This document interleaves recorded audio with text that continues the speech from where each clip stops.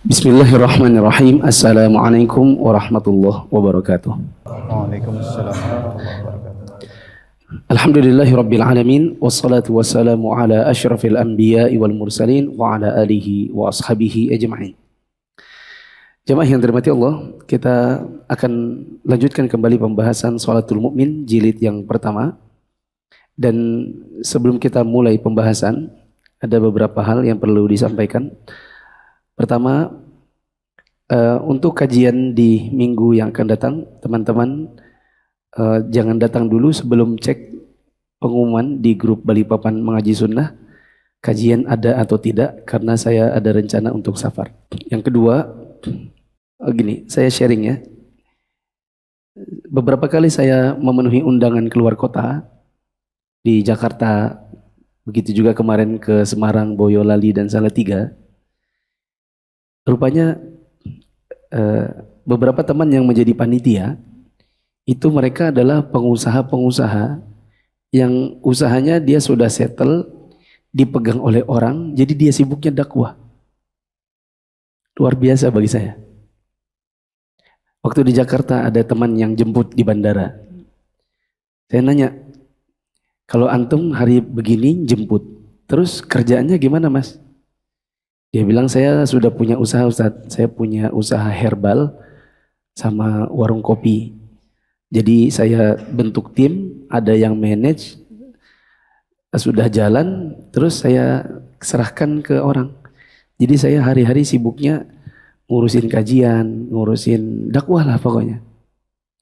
Jadi dia berharap dari passive income, ya punya usaha, dikasih ke orang, itu jadi pasif income-nya, sementara waktunya dia habiskan untuk dakwah. Yang kemarin di Semarang itu, yang nemani, dia punya usaha IT. Dia sudah punya tim, usahanya dia serahkan ke tim, dia tinggal ngontrol-ngontrol saja, dan kegiatan hari-harinya adalah bantuin ustadz, ngurusin dakwah, bikin kajian kitab, kemudian bikin daurah, ya sibuk macam-macam lah. Termasuk juga selain dia punya usaha pribadi, dakwah yang dibentuk itu punya usaha sendiri. Jadi misalnya lajnah dakwahnya itu punya rumah makan sendiri, punya usaha apa-apa, yang nanti pemasukan dari usaha ini dibuat untuk undang ustadz, untuk bangun sekolah, dan lain-lain. Yang jelas, yang menarik itu bukan soal dia punya usahanya. Yang menarik adalah ada orang yang mau meluangkan waktu full di bidang dakwah dan dia hanya mengharapkan rezeki dari Allah yang dia sudah bikin sebagai passive income-nya. Ya.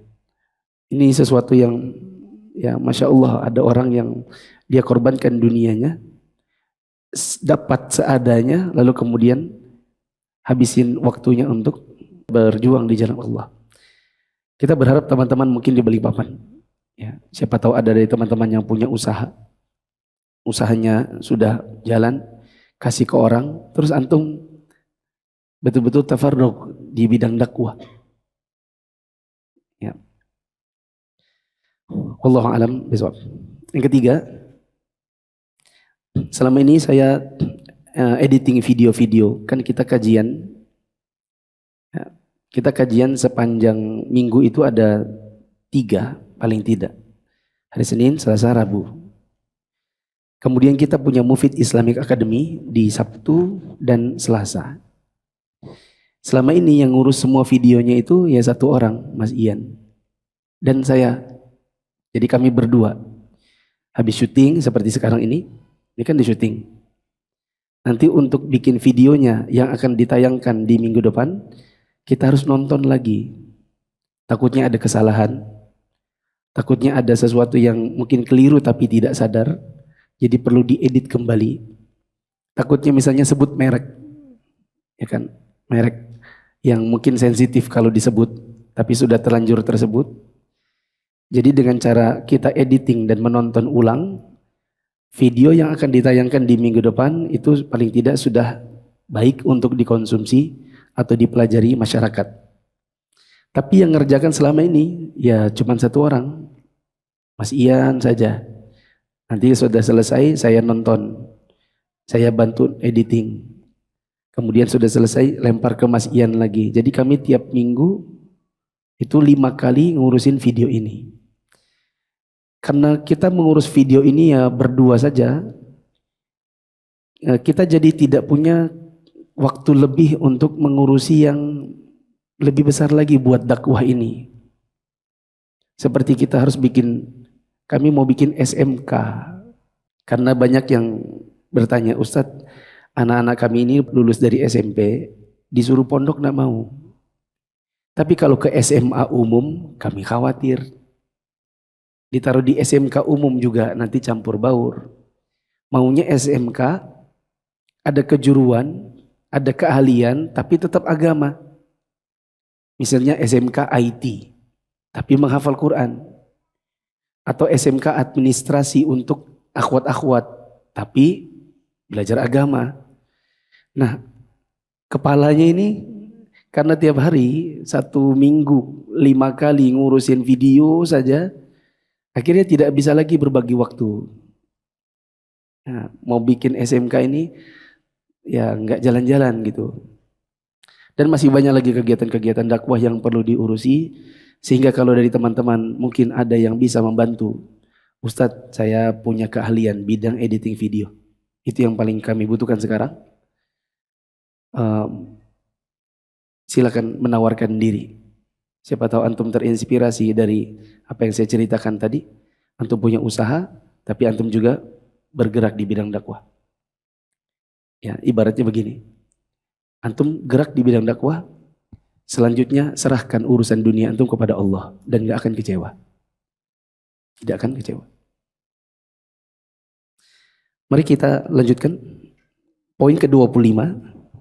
Sekarang kita sudah masuk dalam duduk tasyahud yang pembahasan tata cara dan bagaimana menunjuk jarinya, memberi isyaratnya sudah dibahas 2 minggu yang lalu. Jadi tata cara duduknya dan tata cara memberikan isyaratnya sudah dibahas.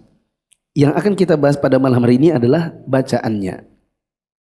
Untuk menghemat waktu, kita dengarkan pembaca membacakan Indonesianya, teman-teman menyimak bahasa Arabnya bagi yang mengerti atau memiliki PDF bahasa Arabnya.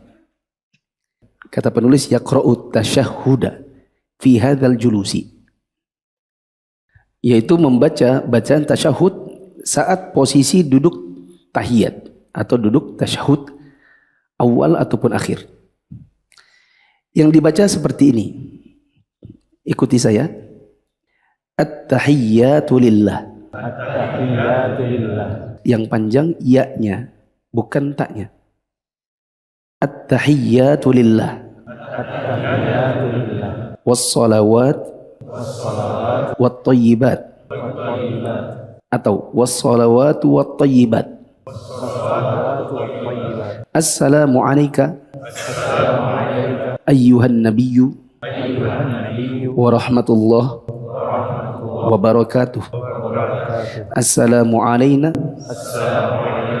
wa ala ibadillahi salihin. Ashhadu an la ilaha illallah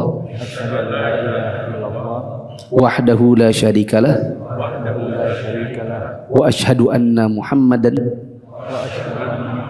abduhu wa rasuluh. Apa artinya bacaan ini? Artinya adalah segala kehormatan itu milik Allah, juga segala pengagungan dan segala kebaikan. Mudah-mudahan Allah melimpahkan kesejahteraan kepadamu, wahai Nabi. Demikian pula rahmat Allah dan berkahnya. Mudah-mudahan kesejahteraan itu dicurahkan pula kepada kami dan kepada hamba-hamba Allah yang saleh.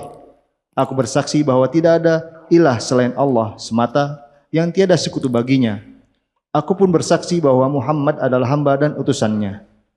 Kata penulis, wa hadza asahhu ma thabata fit tasyahhudi. Baca. Dan itulah yang paling sahih yang telah diriwayatkan di dalam tasyahud. Ya, bacaan ini adalah bacaan yang riwayatnya paling sahih dalam masalah tasyahud. Kita tidak usah baca catatan kakinya terlebih dahulu karena nanti mengacaukan urutannya.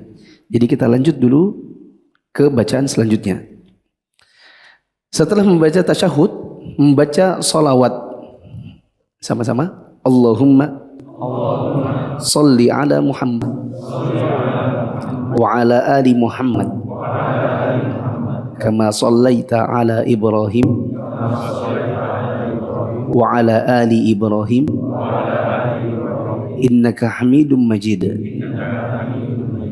Allahumma barik ala Muhammad wa ala ali Muhammad kama barakta ala Ibrahim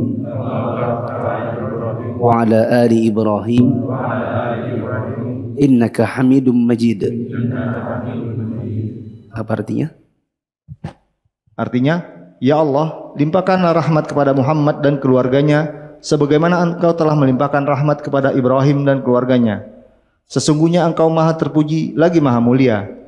Ya Allah, berikanlah berkah kepada Muhammad dan keluarganya sebagaimana Engkau telah memberi berkah kepada Ibrahim dan keluarganya.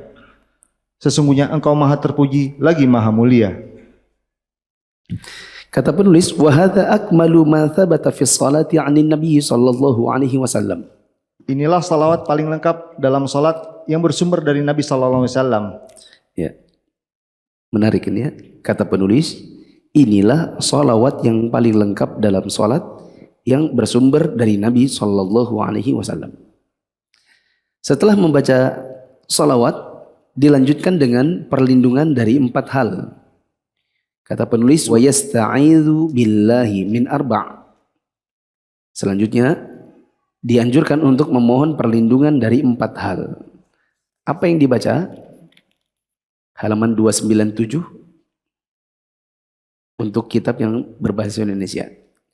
Allahumma inni a'udzubika min azabi jahannam wa min azabil qabr wa min fitnatil mahya wal mamat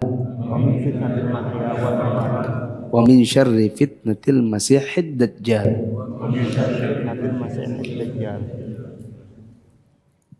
Yang artinya, ya Allah, sesungguhnya aku berlindung kepadamu dari azab neraka, siksa kubur, fitnah kehidupan dan kematian, dan dari kejahatan fitnah dajjal. Berlindung dari berapa hal? 4. Coba disebut. 1, azab neraka.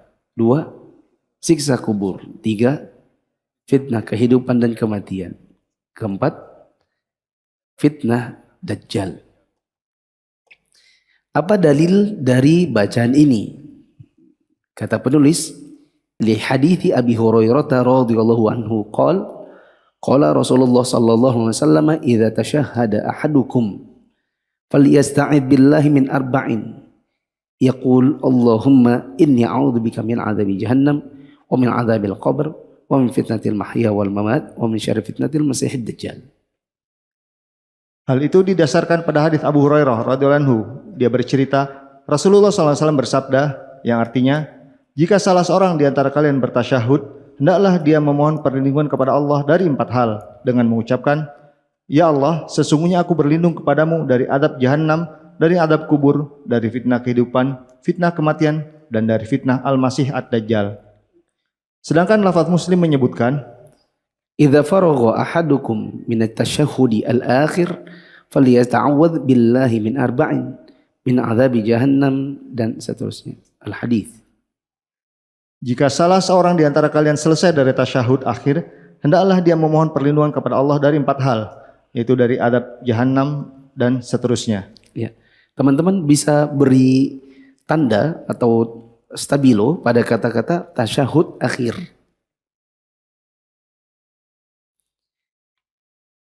Dan lafaz ini menunjukkan kepada kita bahwa membaca perlindungan dari 4 hal ini adalah setelah tasyahud akhir. Yakni tidak 2 tasyahud dibaca semua. Tidak 2 kali tasyahud, dua-duanya baca perlindungan 4 hal. Tidak demikian. Tetapi hanya tasyahud akhir. Selanjutnya, membaca doa. Kata penulis, wa yad'u bima syaa. Silakan. Boleh juga membaca doa yang dikehendaki, di antaranya sebagai berikut. Yang pertama dari Aisyah radhiyallahu anha, Nabi SAW pernah berdoa dalam sholat.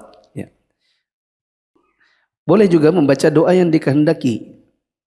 Jadi urutannya begini teman-teman.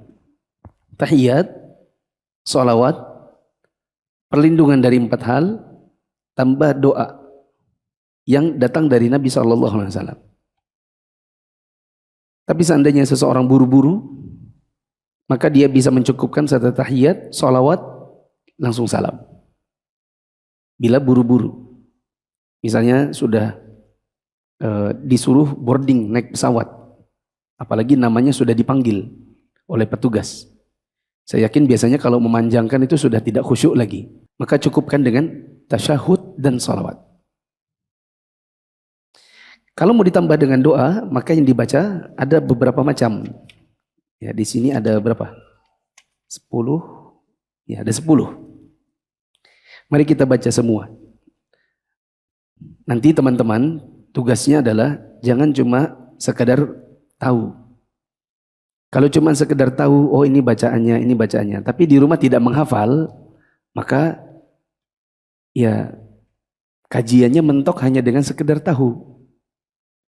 Supaya bisa diamalkan, maka teman-teman harus mau menghafal. Seorang penuntut ilmu tidak boleh malas menghafal. Apalagi ini adalah bacaan yang dibaca setiap hari. Kalau ada yang berkata, Ustadz saya hafalannya itu menurun karena usia. Maka boleh teman-teman cicil. Misalnya hari ini teman-teman baca Allahumma inni a'udzubika min adzabi jahannam. Situ dulu. Kalau memang belum bisa menghafal atau kadar hafalannya terbatas. Sampai azab jahannam. Sudah itu terus. Besok tambah wa min adzabil qabr. Nanti hari ketiga tambah lagi wa min fitnatil mahya wal mamat. Hari keempat tambah wa min syarri fitnatil masiihid dajjal. Ya. Begitu caranya. Dicicil-cicil. Yang penting mau menghafal. Jangan letakkan doa ini hanya dalam buku, tapi harus juga dalam ingatan. Supaya di dalam solat kita semakin berpahala. Mari kita baca yang pertama dari Aisyah radhiyallahu anha, Nabi berdoa di dalam solat. Allahumma inni a'udzubika min adzabil qabr wa a'udzubika min fitnatil masiihid dajjal wa a'udzubika min fitnatil mahya wa fitnatil mamat. Allahumma inni a'udzubika minal ma'thami wal maghram. Doanya sampai situ saja. Adapun yang di bawahnya ini adalah komentar orang ketika dengarkan doanya Nabi. Jadi yang dibaca jangan sampai bawahnya. Faqala lahu qailun ma aktsar ma tasta'idzu minal maghram. Ini bukan bagian dari doanya. Coba dibaca dulu terjemahan doanya. Yang artinya, ya Allah, sesungguhnya aku berlindung kepadamu dari siksa kubur, dan aku berlindung kepadamu dari fitnah dajjal, serta berlindung kepadamu dari fitnah kehidupan dan kematian. Ya Allah, sesungguhnya aku berlindung kepadamu dari perbuatan dosa dan hutang. Ya, itu doanya Nabi sampai minal ma'thami wal maghram. Karena mereka tahu Nabi kok berdoa seperti ini, maka ada yang tanya. Coba dibaca. Faqala lahu qail ma aktsaru ma tasta'idzu minal maghram. Lalu ada seseorang bertanya kepada beliau, berapa banyak hutang yang harus dimintakan perlindungan oleh orang yang berhutang? Ya, tapi ini kayaknya terjemahannya salah ya. Ma aktsaru ma tasta'idzu minal maghram. Berapa banyak hutang yang harus dimintakan perlindungan oleh orang yang berhutang? Berapa banyak hutang? Jangan ngutang. Ini terjemahan yang benar adalah betapa banyak Anda meminta perlindungan dari hutang. Nah itu. Coba diganti. Terjemahannya dicoret dulu. Berapa banyak hutang? Kalau bisa jangan ngutang-ngutang. Iya kan? Nabi itu minta perlindungan dari hutang. Artinya kalau bisa jangan ngutang. Kalau terjemahnya berapa banyak hutang, berarti seolah-olah ada utang yang perlu diminta perlindungan dan yang tidak. Seolah-olah kalau sedikit nggak apa-apa. Jangan. Ya, keliru. Diganti terjemahnya menjadi betapa banyak engkau meminta perlindungan dari hutang.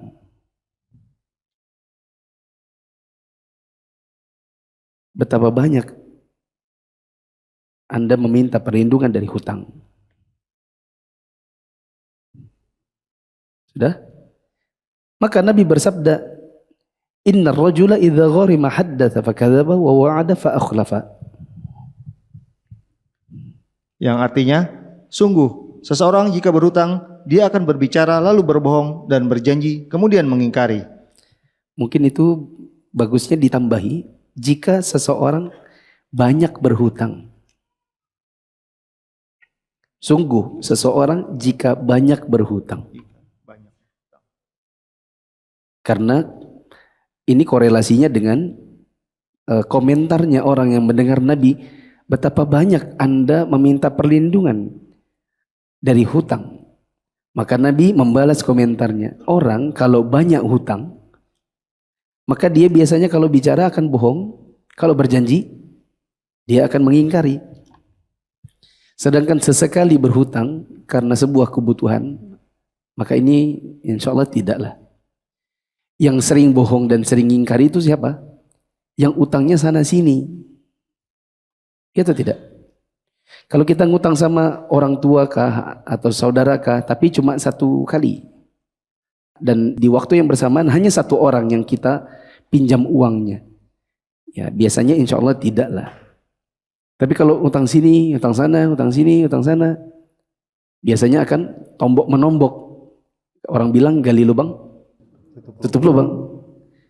Nah ini yang nanti lama-lama banyak bohong dan banyak mengingkari janji. Oke, ini kita skip dulu. Kita cukupkan pembahasan soal hutang, tapi itulah yang Nabi ucapkan dalam doa beliau saat selesai membaca perlindungan dari 4 hal.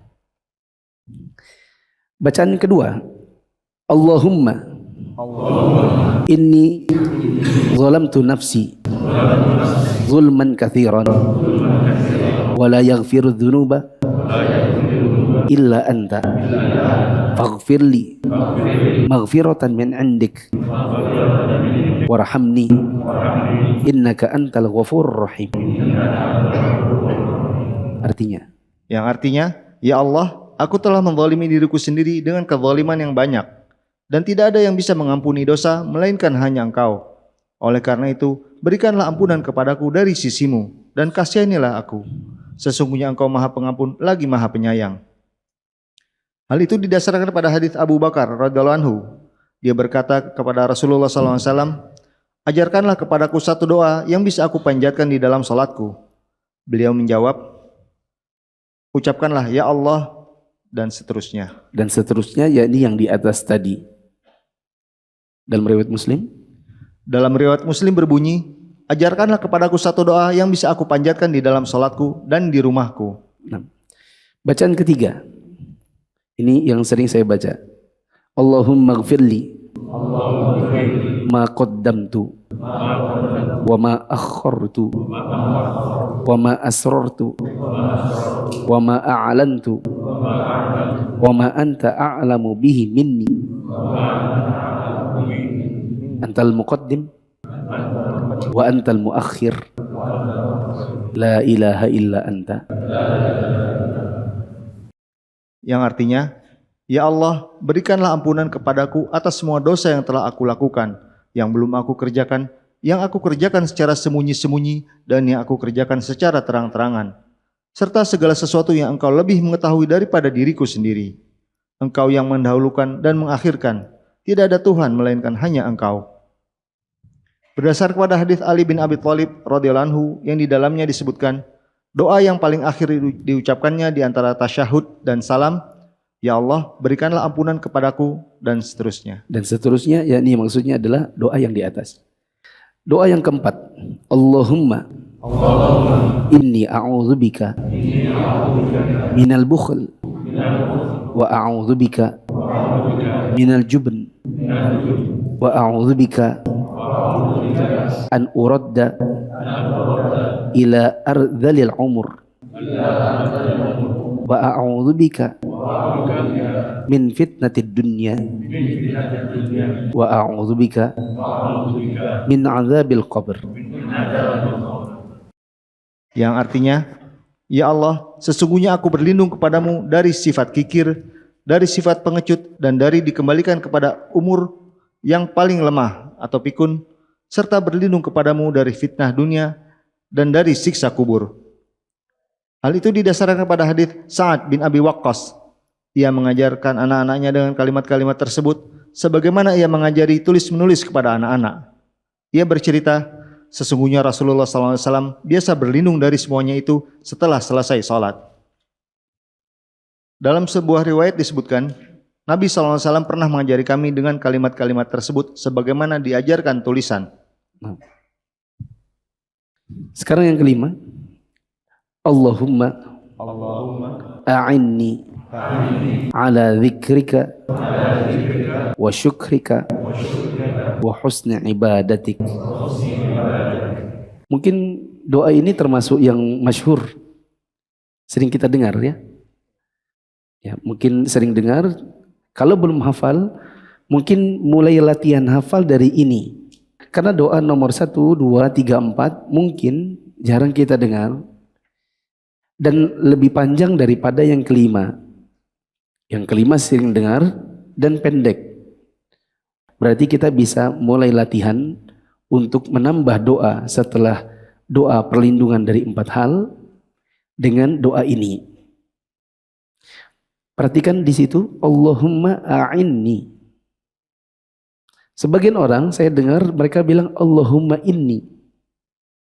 Termasuk juga imam-imam sholat yang suka memimpin doa berjamaah. Saya sering dengar mereka bilang Allahumma inni. Coba lihat teman-teman, jangan lihat sini, lihat bukunya. Allahumma, ya Allah, a'inni, tolonglah aku, ala dzikrika, supaya biasa berzikir, wa syukrika, supaya sering bersyukur, wa husni ibadatik, supaya bisa beribadah dengan baik. Kalau diganti Allahumma, ya Allah, inni, sesungguhnya aku, ala dzikrika, senantiasa berzikir. Kalau begitu ini bukan doa, ini mah laporan namanya. Ya enggak? Ya Allah, sesungguhnya aku ini sering zikir loh. Ini namanya bukan doa. Ini melapor kepada Allah. Tapi kalau Allahumma, ya Allah, tolonglah aku supaya jadi orang yang sering berzikir, bersyukur, beribadah dengan baik, barulah ini doa. Jadi bukan Allahumma ini, tapi apa? Allahumma a'inni. Ya, itu yang perlu digarisbawahi. Apa dalil dari doa ini? Hal itu didasarkan pada hadis Mu'adz radhiyallahu anhu. Rasulullah SAW pernah menggandeng tangannya seraya bersabda, "Wahai Mu'adz, demi Allah, sesungguhnya aku sangat mencintaimu." Ya Lalu Allah, beliau bersabda, ini kalau kita yang dibilangin Nabi ini gimana kita rasanya? Ya, wahai Mu'adz, aku mencintaimu. Antum kalau datang Ustadz Syafiq bilang sama antum aja begitu, Pak Bambang, saya ini cinta sama Pak Bambang. Itu aja udah berbunga-bunga ya. Gimana kalau kemudian itu Nabi yang bilang? Nah, apa kata Nabi? Usika ya Mu'adz. lalu beliau bersabda, "Aku berpesan kepadamu, wahai Mu'adz, janganlah kamu setelah selesai sholat meninggalkan doa, ya Allah tolonglah aku, dan seterusnya." Ya. Ini wasiatnya Nabi kepada Mu'adz bin Jabal agar senantiasa membaca doa ini di akhir sholat. Mungkin bisa digarisbawahi kata-kata yang punya bahasa Arab, kata la tada'anna dubura kulli salatin. Kalau di bahasa Indonesia, setelah selesai sholat. setelah selesai sholat. Tulis di dekat situ, ini ada ikhtilaf ulama. Dubur itu maknanya adalah akhir. Sebagaimana tubuh kita itu punya dubur, yaitu tempat akhirnya makanan. Makanya dibilang dubur, karena itulah tempat keluar ampasnya. Nah, pertanyaannya, dubur itu apakah di luar ataukah di ujung? Sebagian ulama ada yang mengatakan dubur setiap sholat maksudnya adalah sudah salam baru baca. Makanya ada yang membacanya waktu zikir setelah sholat. Ya kan? Setelah kita selesai sholat, Assalamualaikum warahmatullahi wabarakatuh. Terus orang bilang, Astagfirullah, astagfirullah, astagfirullah. Allahumma anta salamun ka salam tabarakta ya dzal jalali wal ikram. Terus Allahumma inni ala dzikrika wa syukrika wa husni ibadatik. Dibaca setelah sholat. Karena sebagian ulama memaknainya adalah setelah selesai sholat. Ada juga yang mengatakan dubur di sini ujung tapi dalam. Artinya ini dalam sholat di bagian ujungnya. Berarti sebelum salam. Berarti Allahumma a'inni ala dzikrika wa syukrika wa husni ibadatik itu dibaca sebelum salam. Karena dubur di sini maksudnya adalah ujung tapi dalam, bukan ujung dan di luar. Bisa dipahami? Ada juga yang memaknai dubur di sini maksudnya adalah sujud terakhir. Sujud di bagian akhir. Kalau kita lihat di buku ini diletakkan setelah doa permohonan perlindungan dari 4 hal. Berarti dubur yang dimaksud di sini adalah di ujung sholat.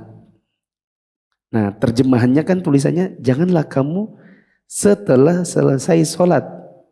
Kalau setelah selesai sholat berarti zikir sesudah sholat. Jadi terjemahannya mungkin bisa diganti menjadi janganlah kamu meninggalkan doa ya Allah tolonglah aku bla bla bla di akhir sholat. Janganlah kamu di akhir sholat meninggalkan doa bla bla bla.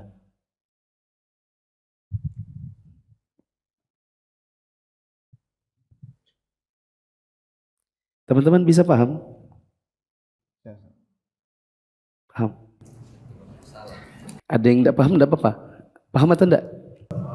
Kalau tidak paham, saya ulang sekali lagi. Tapi tidak usah dilihat bukunya. Perhatikan. Nabi berwasiat kepada Mu'adz. Ya Mu'adz, la tada'anna dubura kulli salatin taqul Allahumma a'inni ala dzikrika wa syukrika wa husni ibadatik. Wahai Mu'adz, jangan kamu tinggalkan doa Allahumma a'inni ala dzikrika wa syukrika wa husni ibadatik. Baca terus di dubur setiap salat.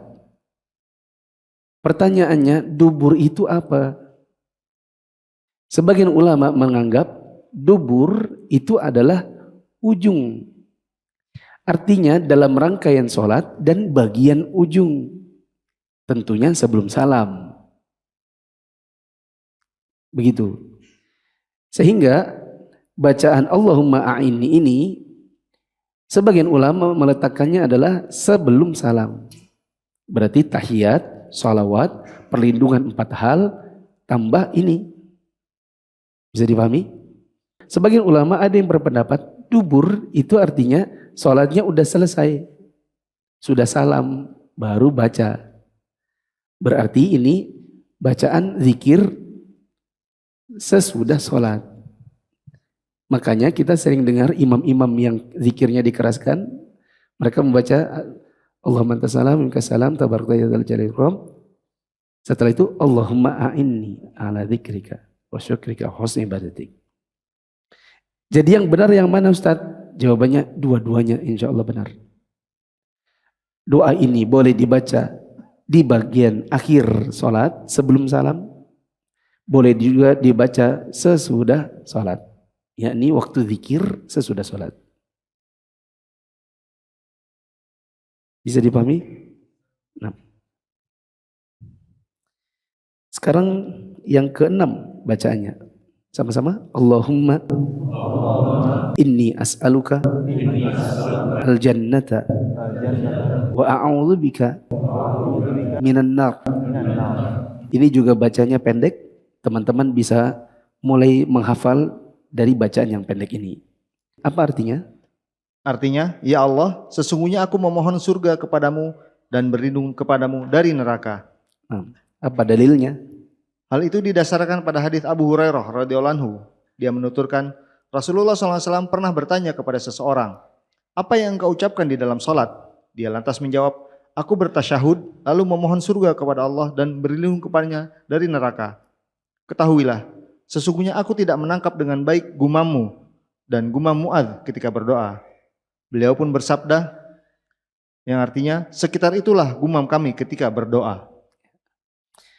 Ada yang ditanya oleh Nabi, kamu baca apa? Dia baca, saya berlindung, ya. As'alullah al-jannata wa a'udzubihi minan nar.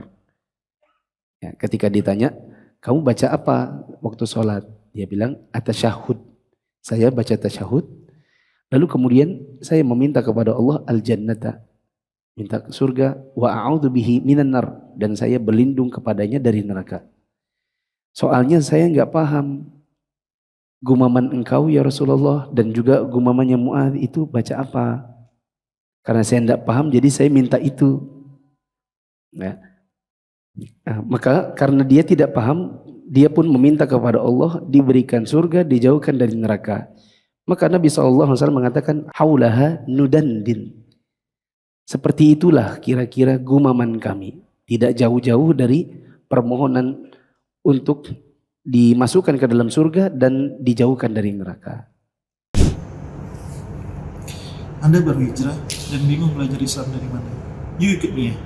Mufid Islamic Academy atau MIA adalah sebuah program pembelajaran Islam melalui pembahasan kitab-kitab para ulama yang dibahas secara terstruktur dan berjenjang. Untuk informasi lebih lanjut tentang pendaftaran, teman-teman bisa mengakses di media sosial Mufid TV Official, baik yang ada di Telegram, YouTube, Instagram maupun di Facebook.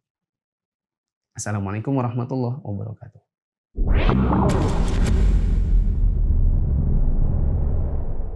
Ikut Mia, belajar agama jadi lebih menyenangkan dan bersumber dari kitab para ulama.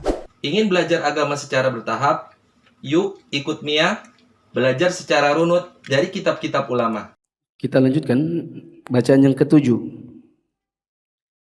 Allahumma inni as'aluka ya Allah bi annaka al-wahid al-ahad as-samad alladhi lam yalid wa lam yulad wa lam yakun lahu kufuwan ahad an taghfira li dhunubi innaka anta al-ghafurur rahim. Yang artinya, ya Allah, sesungguhnya aku memohon kepadamu, ya Allah, bahwa engkau adalah Maha Satu, Esa, tempat bergantung dan tidak beranak dan tidak pula diperanakkan, dan tidak ada satupun yang setara denganmu. Hendaklah engkau memberi ampunan kepadaku atas dosa-dosaku. Sesungguhnya engkau Maha Pengampun lagi Maha Penyayang. Kata hendaklah engkau, hendaklah dicoret diganti jadi agar. Allah itu tidak dipaksa. Kalau kita minta kepada Allah jazm, minta dengan betul-betul memohon, tegas, karena Allah tidak ada yang memaksa agar engkau memberi ampunan. Terus hal itu didasarkan pada hadis Mihjan bin Al-Adra bahwa Rasulullah pernah masuk masjid. Beliau bersama seseorang yang tengah salat. Dia sedang bertasyahud dan mengucapkan, ya Allah, sesungguhnya aku memohon kepadamu, ya Allah, dan seterusnya di akhir salat. Rasulullah SAW bersabda, sesungguhnya Allah telah memberi ampunan kepadanya sebanyak 3 kali. 8. Allahumma inni as'aluka bi anna lakal hamda la ilaha illa anta al-mannan badi'us samawati wal ard ya dzal jalali wal ikram ya hayyu ya qayyum inni as'aluka. Yang artinya, ya Allah, sesungguhnya aku memohon kepadamu bahwa segala puji hanya untukmu. Tidak ada ilah melainkan Engkau semata yang tiada sekutu bagimu, yang maha pemberi, pencipta langit dan bumi. Wahai zat pemilik kebesaran dan kemuliaan, wahai zat yang maha hidup dan maha mengurus, sesungguhnya aku memohon kepadamu. Sesungguhnya aku mohon kepadamu, antum bisa tambahkan misalnya dengan aku memohon kepada Engkau pengampunan. Ya, Allahumma inni as'aluka al-afwa wal afiyah. Apa dalilnya?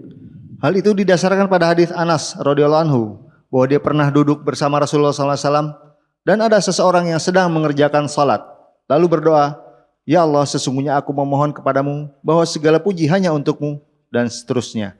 Di akhir hadis Rasulullah SAW bersabda yang artinya, sesungguhnya dia telah berdoa kepada Allah dengan menyebut namanya yang agung, yang jika dipanjatkan doa kepadanya dengan nama itu, pasti dia akan mengabulkan permintaannya, dan jika dimintai dengannya, pasti dia akan memberi. Ya, kita bisa juga teman-teman gunakan doa ini saat kita meminta sesuatu kepada Allah, sesuatu yang sangat-sangat kita harapkan.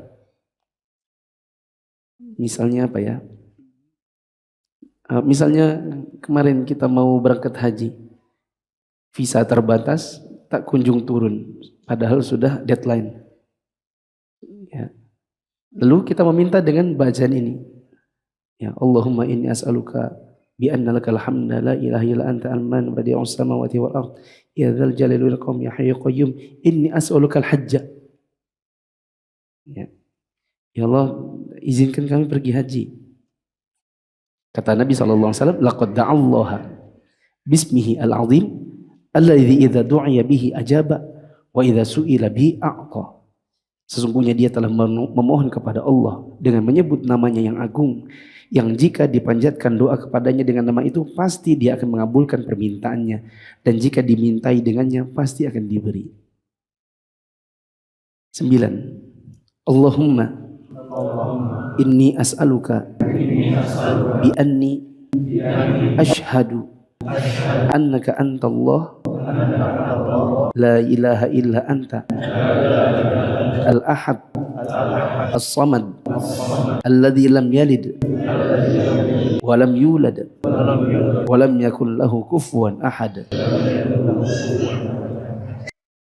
Yang artinya, ya Allah, sesungguhnya aku memohon kepadamu, sesungguhnya aku bersaksi bahwa Engkau adalah Allah, yang tiada ilah melainkan Engkau, yang Maha Esa, tempat bergantung, yang tidak beranak dan tidak pula diperanakkan, dan tidak ada seorang pun yang setara denganmu. Hal itu didasarkan pada hadis Buraidah radhiyallahu anhu.